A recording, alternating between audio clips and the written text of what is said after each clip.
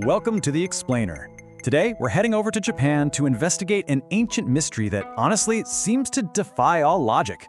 We're talking about a massive stone, a megalith, weighing hundreds of tons that looks like it's floating on water. So let's just jump right in with a question that sounds like it's straight out of a fantasy book, something that seems to just break the basic laws of physics we all know. Well, it turns out that deep in Japan's Hyogo Prefecture, there's a mystery that seems to do exactly that. It's a monument that has had historians and engineers scratching their heads for centuries, because it really does look like it's defying gravity.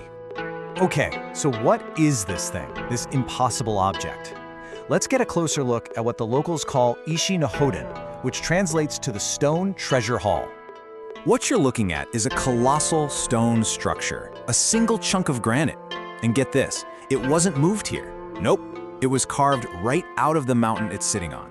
It's surrounded by this pool of water, which creates the amazing illusion that gives it its fame. It really, truly looks like it's floating weightlessly. But, this cool illusion, it gives way to a reality that is just staggering. The engineering that went into this monument is almost impossible to wrap your head around, starting with just its sheer size. This thing weighs an incredible 500 tons. I mean, just let that sink in for a second. 500 tons, all carved and shaped with a purpose we can't even begin to figure out. To give you an idea of just how heavy that is, we're talking about the weight of three modern jumbo jets. And here's the kicker. This was supposedly done by ancient builders with what we'd call primitive tools. I mean, how on earth is that even possible? And this isn't just some big, rough rock either. The craftsmanship is just wow. We're talking about surfaces that are perfectly smooth, angles that are impossibly clean-cut. It almost looks like it was made by a machine. This level of skill just doesn't add up with the kinds of tools we think they had back then. So you'd think there'd be some record of this, right? Wrong. There are absolutely zero historical records to explain how it was built. No blueprints, no journals. Zip. So we have to turn to local folklore to get any kind of story. In a legend? Oh, it's just as epic as the stone itself. The stories say the Ishi-no-hoden wasn't built by people at all. Nope. The tale goes that two ancient gods came down from the heavens to build a castle here in just one night. But they gave up after carving this one massive stone. Okay, so let's put the story about the gods on the shelf for a minute. What are the real fundamental questions that still have researchers stumped today? The honest truth?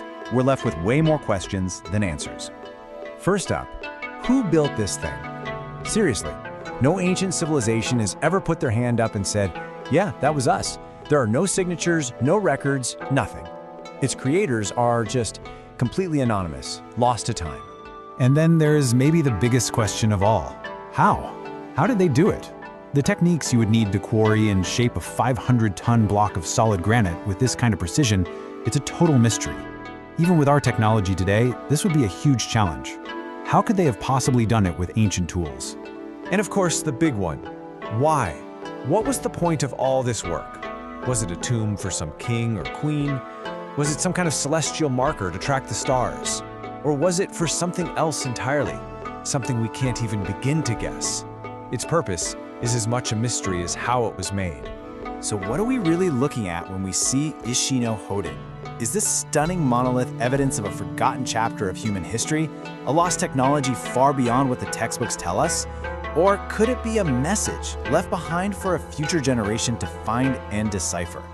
That is the mystery that continues to float, just like the stone itself.